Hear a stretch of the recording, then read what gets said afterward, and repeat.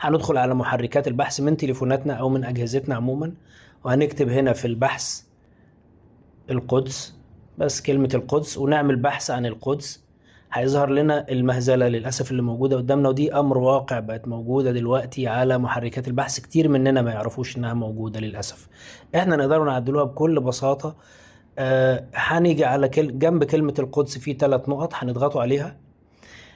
إرسال ملاحظات موجود قدامنا، كلمة إرسال ملاحظات واضحة جدا، هنضغطوا عليها عشان نعدلوا المهزلة دي بمنتهى البساطة. ويمكن ده يعتبر دفاع عن واحدة من مقدساتنا. هنيجي قدامنا واحدة من الاتنين، يا إلا المستطيل الأزرق ده مكتوب كلمة ملاحظات عامة، أو كلمة القدس نفسها. اختيار من دول هيوصلنا لنفس النتيجة إن شاء الله. إن شاء الله.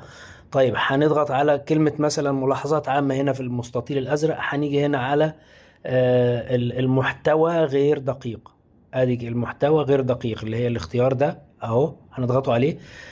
نفضل نازلين بالاختيارات لحد ما نوصل المحتوى غير صحيح، هنضغطوا عليها لحد ما يظهر قدامنا علامة الصح، وهنيجي تحت ونكتب القدس عاصمة فلسطين. ودي الحقيقة اللي لازم كلنا ندافع عنها إن شاء الله، ويمكن تتكتب لنا عند ربنا أجر يعني. وبعدين نعمل إرسال. خلاص حضراتنا كده قمنا بكل بساطة بنقطة وخطوة بسيطة أوي نقدر ندافع بيها عن واحدة من مقدساتنا، اللي هي فعلا هتفضل القدس عاصمة فلسطين، وعمرها ما هتكون أبدا عاصمة أي مكان تاني.